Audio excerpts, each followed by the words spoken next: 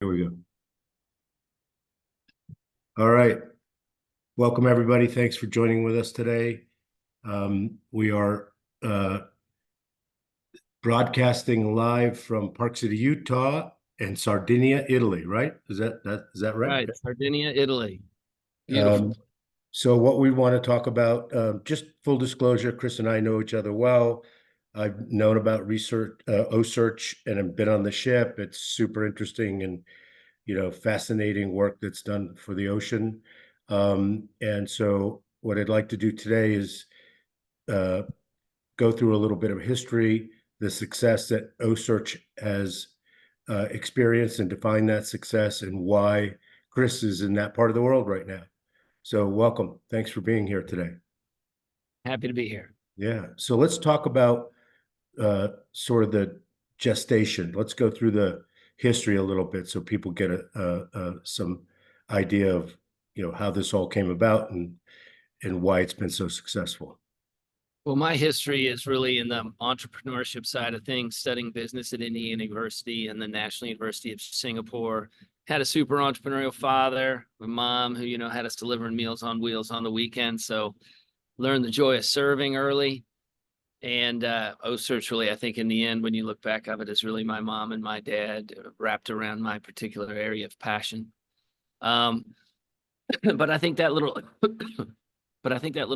tidbit of history is important in understanding Ocearch. I began working on the water after a successful business career and started to get in the space and evolve. Really wanted to make an impact because it was my area of passion. Started a television show, and in that show, started to learn about how science is done on the water.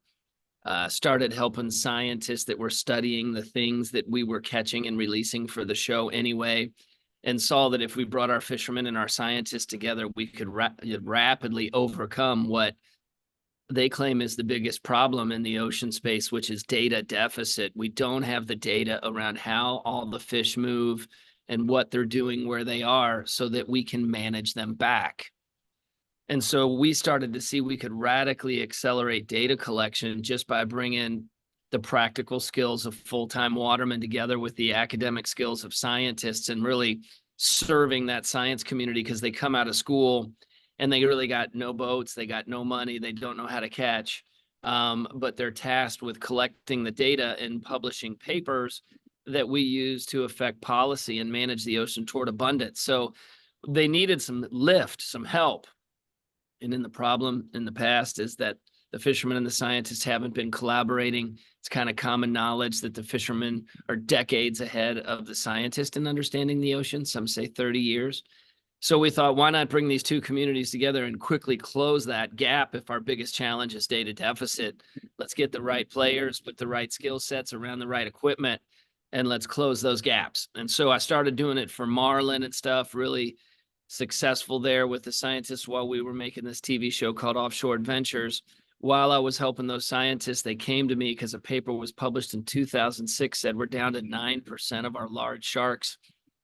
And the scientists at the time, they said, Chris, this life that you're helping us with now, bill fishing and other things, it's not going to exist if we don't fix this big shark problem. So that's when I dug in. And that's when I looked around the world to see if there was anyone else who could assist the science community, because we were interested at that point in making a global impact on the future of the ocean. We'd had a lot of good times on the ocean. We were starting to have kids. Our perspective was turning. And we thought, wow, what a better way to maybe make a global impact, because these scientists came to us and said, there's 9 populations of white sharks around the world. White sharks are great whites. And if we can manage those white shark populations toward abundance, it will move the whole system to abundance, because they're the balance keeper, they're the lion, they're the wolf. And the problem was we'd fished them all the way down to the verge of extinction, and we had no data set around their lives in any population to help bring them back in an effort to bring back those regions so our kids can eat food. That's why Ocearch started. It kind of organically evolved. I oftentimes say, we didn't find the sharks found us. Yeah, so let's get a little deeper in that, because some people might just connect the dots there and understand the wolf, the balance keeper. But let's talk a little bit more about why that's important. Some people, there's drama around the app. People have the app on their phone. They go, oh, there's sharks here, but they don't really understand why the shark population is so important. Can you help us understand that a little better? Yeah, so the shark populations are so important for a number of reasons. I mean, if you understand the basic kind of hierarchy of how things work in the woods or in the sea, you have your apex predator, which balances and keeps all the layers below them kind of in tune, in concert with one another, with behaviors that maximize abundance. And so when you remove the shark from those systems, all that behavior changes and the abundance plummets. So, for example, we know in the northeastern United States, in the New England region or Atlantic Canada, we're in the midst of this tremendous, wonderful recovery of all of our marine mammals. All of our seals are back, our whales are back, and everything else. As the seals are reestablishing their range down through that area, they tend to make a huge impact on fish stocks because they reproduce rapidly and they eat a lot of fish. We know if the white sharks are present, every one of those seals eats 1/4 as much per day. So that's what prevents the seals from wiping out all the stripers and the cod and the lobster and everything else. The mere presence of the apex predator affects the behavior of the seal. They get out of the water, stay on the beach until they're almost starving, get in, get a little bit of food, and then jump back out.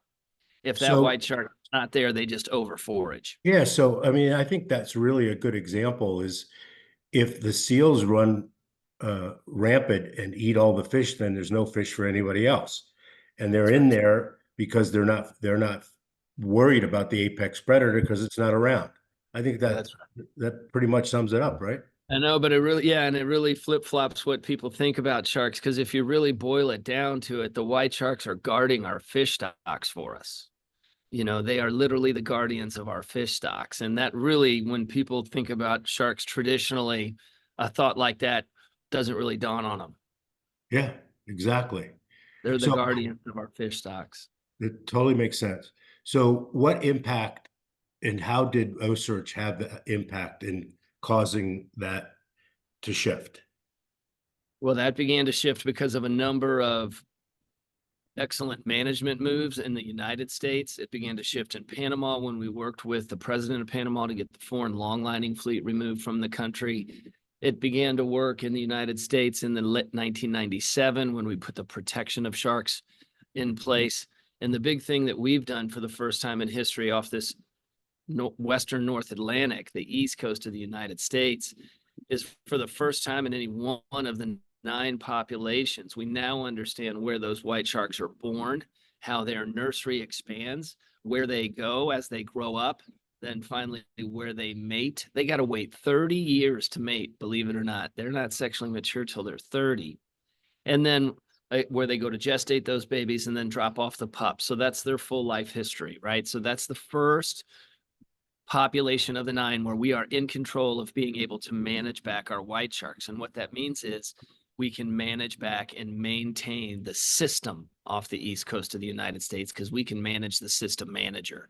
And it's a very exciting time in that particular part of the world. We're back to abundance levels we haven't seen since the 1940s as our sharks have recovered, our game fish have recovered, our seals and whales have recovered. It's really the model for the world. I mean, it's teeming with life. It's been rewilded.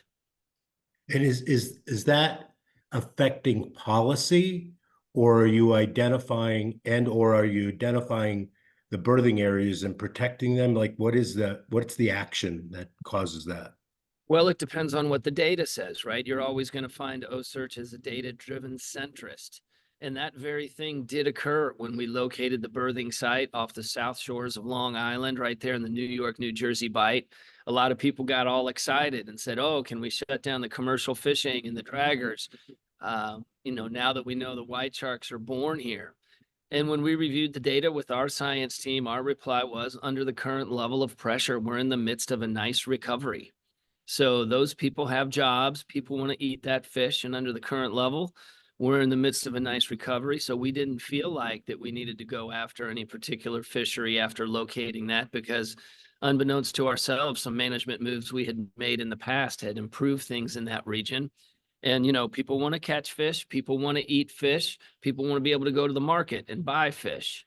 So we need to find these balances, and that's why having the data is so important, because if you have the specific data around the animal's life, you can open seasons and close seasons depending upon their location. That You makes can sense. Yeah. you can pivot gear types for the type of gear that won't impact them. But if you don't know, you don't know, and then we run into all sorts of problems.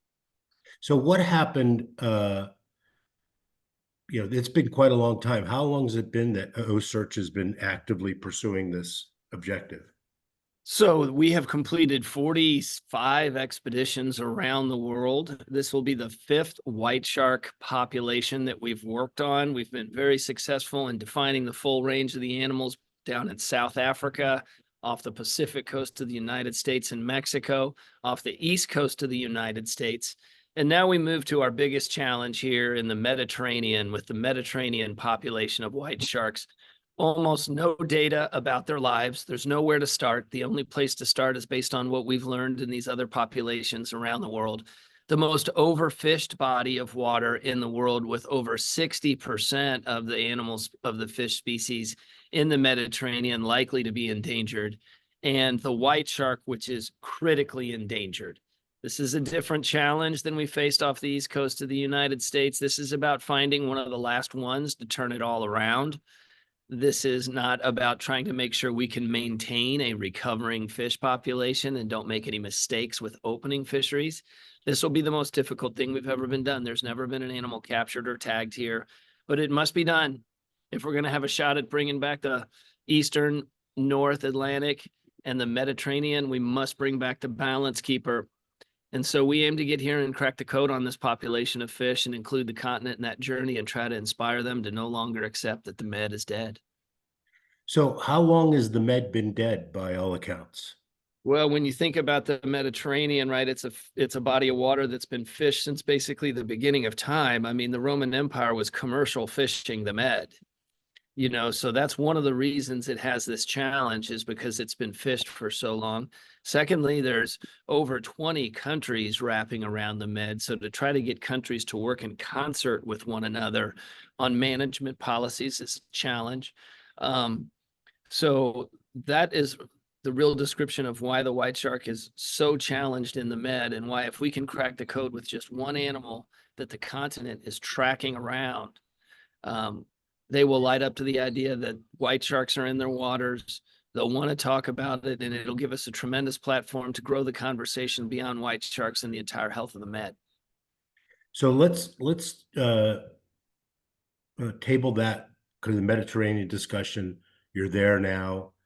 But let's talk about how JC, for example, or JU, for example, has uh, given a huge vote of confidence based on the success of Ocearch. Can we talk a little bit about that and then move back to the med?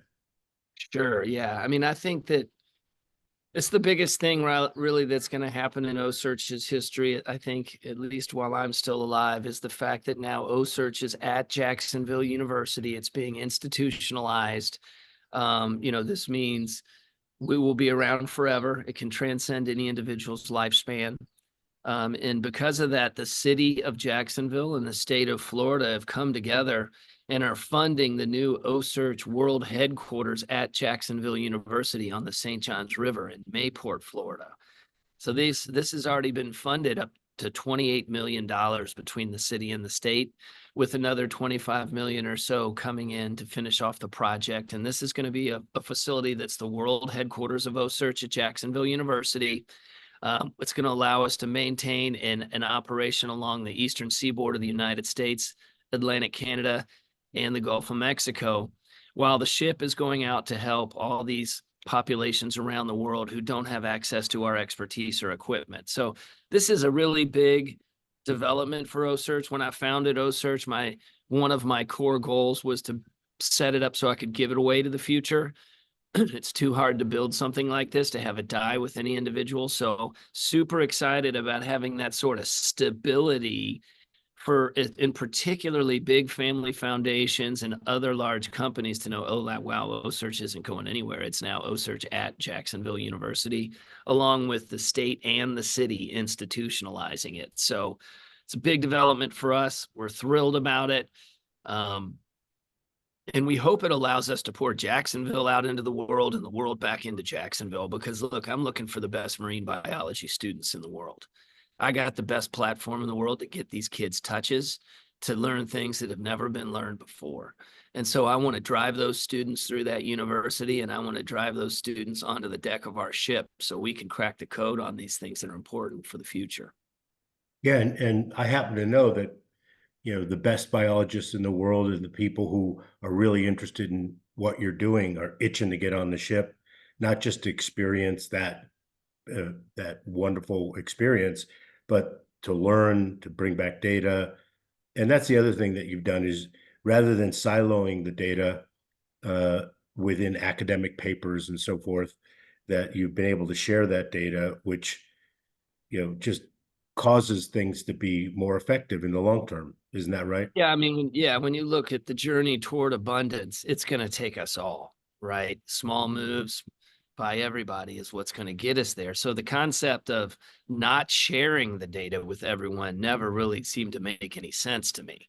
And that's why we open source the whole project from the beginning. People can go to the app or to the website at Ocearch and they can track all the sharks in real time. The K through 12 STEM education curriculum is free and downloadable and open sourced, and that's tracking the sharks and integrating it into STEM curriculum. So everything we do is really pivoted or in the around 2011, 2012, kind of when you think about the approach that some of these platforms took, like Google and others, where they were giving the product away, creating great scale to maximize their impact and monetizing that scale rather than the product. Well, we saw that and we were like, well, we probably have the sexiest research project in the world in the ocean space. I mean, we saw in the life history of great white sharks, and we're far, far ahead of anyone else in the space. And so we thought, well, maybe we could open source that. Maybe we can create a global movement because the project's so interesting. So many people will want to follow it. And then that gives us the platform to stretch their minds to think even bigger about more things we can do for the ocean while they're learning about the white sharks and why those things are important to the life of the white shark. So it's much like, leveraging the lion to save the Serengeti. It's just that there's been no one on the ocean space that really had a program like this that could answer the tough questions around the white sharks. And we're thrilled to have brought a lot of people to come together for big collaborative teams and multidisciplines to have done that. Yeah, very cool. So let's talk about where you're headed now in the Med, what that, where exactly you're going to be taking the ship and what you're going to be doing and how people can help with that.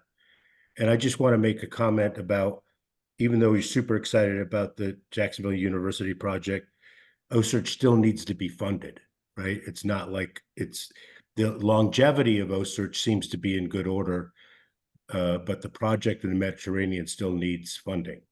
Is that Yeah, I fair? mean, what happens, yeah, when we get this sort of funding for the HQ and the Jacksonville, that's all building out capital infrastructure and visitor centers, labs, facilities for vessels to operate out of. It doesn't flow toward the operational costs of delivering the ship to science communities around the world. And I think that's an important thing to understand is the scientists don't have any boats or any money. And so what Ocearch has done is we've got the world-class watermen and we've got the ship and the boats that can give them the safe access to these animals. We raise money to fund that ship so we can travel around the world and give it to the science communities around the world. They don't pay for us. So that's really where we need the lift, is making sure we can keep collecting that novel data. We can be the tip of the sword that's bringing in the data to manage these populations back and bring the ocean to abundance.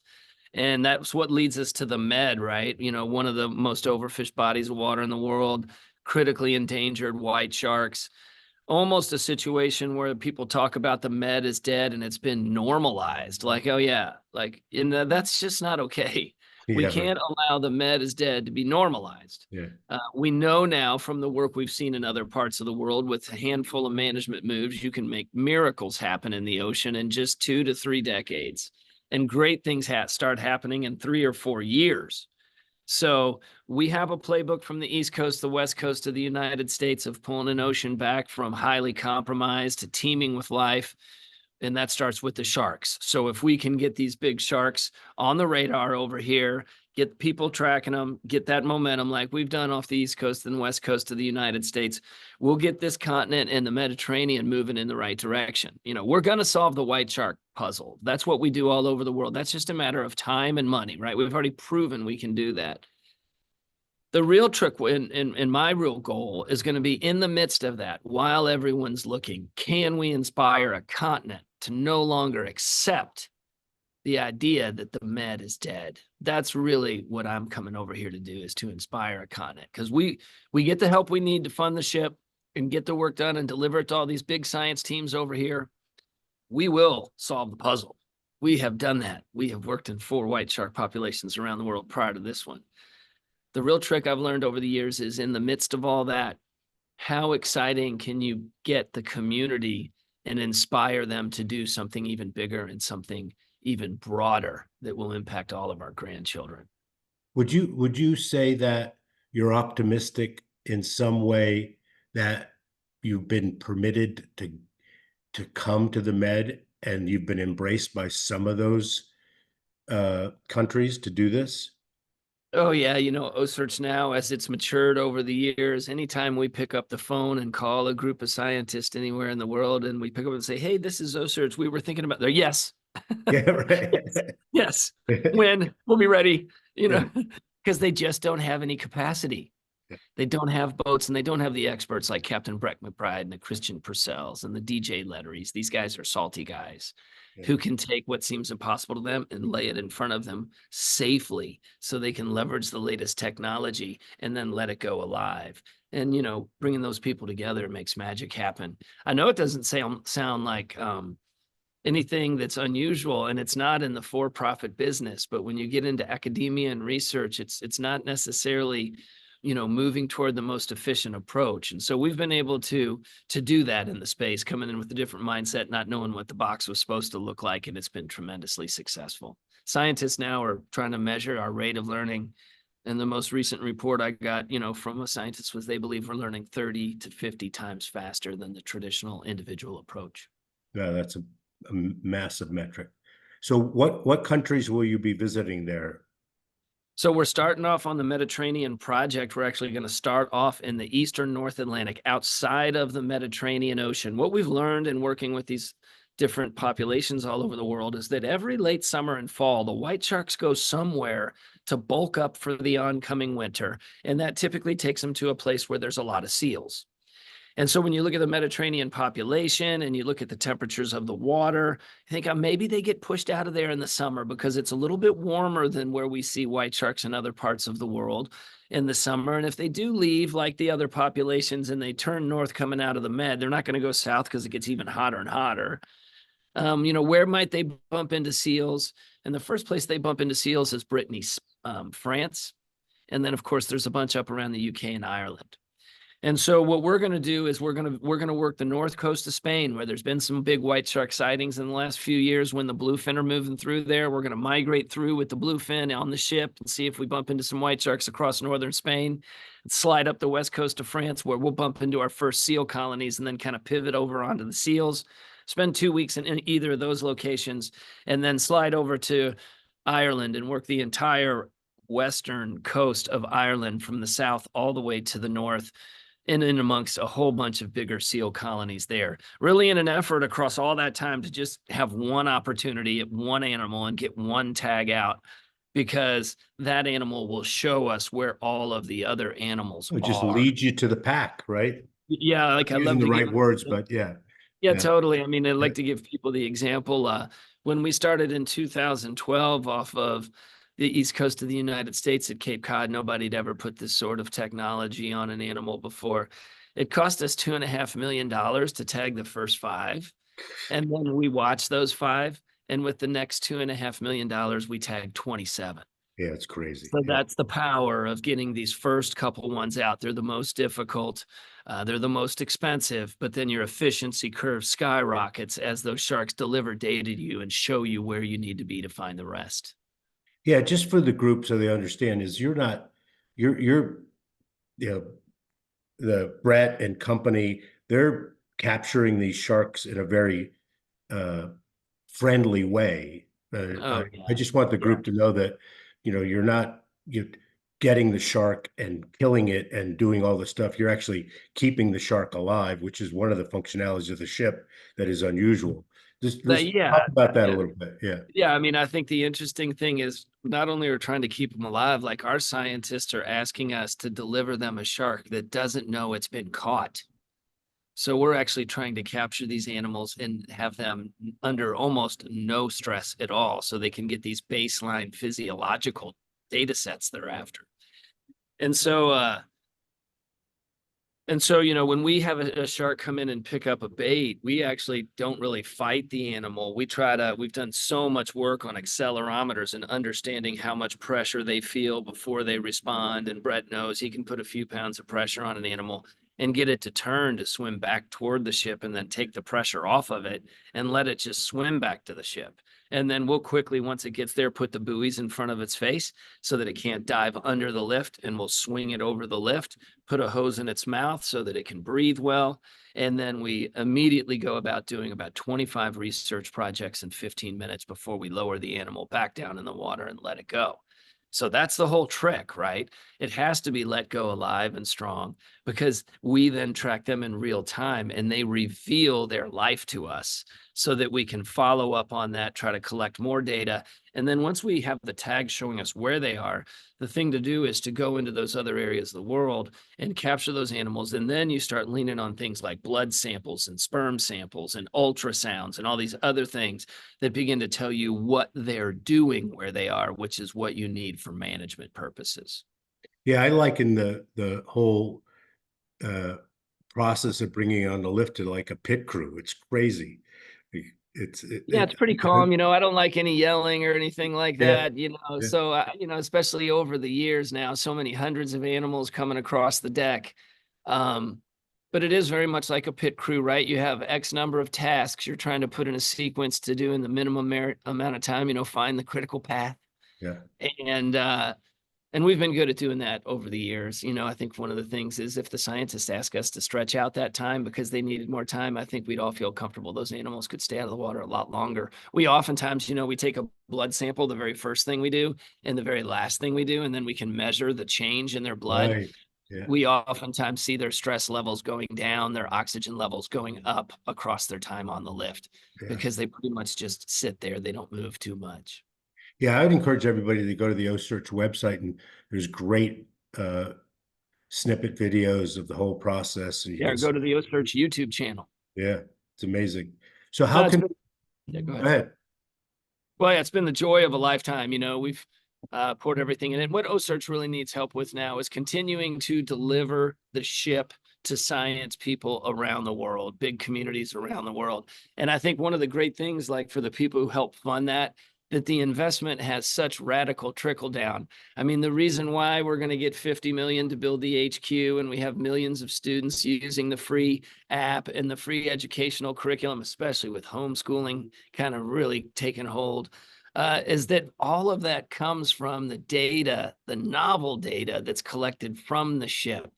So for the $2 million it costs to have us give away 3 expeditions a year, 3 30-day expeditions a year to science communities around the world, that turns up snowballing into tens of millions of students, tens of millions of dollars coming in to build the Ocearch headquarters. It's that tip of the iceberg. So we got to keep the exploration, the pioneering of the work, the data collection coming in, not only to transform the abundance of these bodies of water, but also because that investment brings such a following and so much interest that it's a multiple fold return, that ultimately leads us to developing young kids to be the resource managers of the future that are data driven and centric. Those are the type of resource managers we need for the future, not polarizing, fringy thinkers.